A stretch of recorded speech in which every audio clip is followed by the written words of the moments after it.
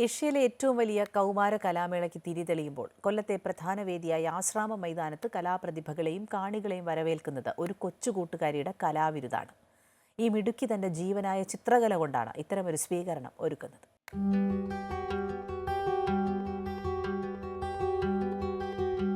ഇത് ഗോപിക.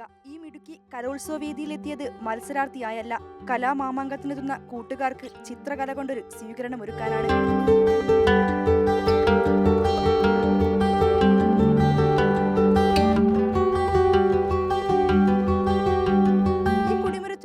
ഗോപിക വരയ്ക്കുന്ന കോലം പ്രതീക്ഷയാണ്. കൊല്ലത്തെ മണ്ണിൽ കലയുടെ കൊടി ഉയരുമ്പോൾ ഈ ദീപങ്ങൾ ആ പ്രതീക്ഷയ്ക്ക് കൂടുതൽ പ്രകാശം നൽകും.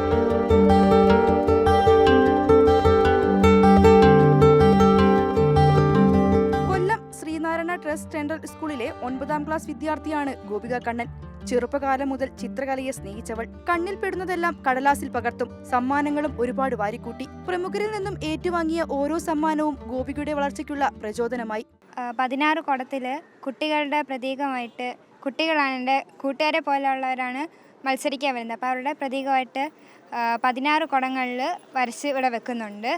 ഗോപികയെ ഈ കലാമാമാങ്ക വേദിയിലേക്ക് എത്തിച്ചത് അവളുടെ ഗുരുനാഥൻ ആശ്രാമം സന്തോഷാണ്.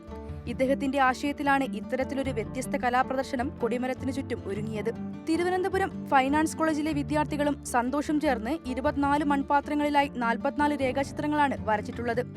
കൊല്ലത്തിൻ്റെ മൺമറഞ്ഞുപോയ സാംസ്കാരിക നയം എന്ന് പറയുന്നത് കൊല്ലത്തിന് കേരളത്തിൻ്റെയും ദേശീയ തലത്തിലും നമ്മുടെ സംസ്കാരത്തിന് പ്രത്യേക സംഭാവന ചെയ്ത വ്യക്തിത്വങ്ങളാണ്.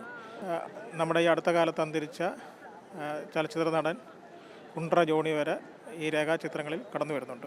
ഈ കാണുന്ന മൺപാത്രങ്ങളിലും ഗോപിക എന്ന ഈ കൊച്ചുമിടുക്കിയുടെ കയ്യൊപ്പുണ്ട്. കലയുടെ അങ്കത്തട്ടിലേക്ക് കൂട്ടുകാരെ വരവേൽക്കാനായി അവൾ അവരെ തന്നെ കുടത്തിൽ വരച്ചുവെച്ചു. തിളങ്ങുന്ന പ്രതീക്ഷയുടെ കണ്ണുകളുള്ള അവളുടെ കൂട്ടുകാരെ. കലോത്സവ വേദിയിൽ നിന്നും ക്യാമറാമാൻമാരായ ആദർശിനും ബിനുവിനുമൊപ്പം വർഷ ഗിരീഷ്, അമൃത ന്യൂസ്.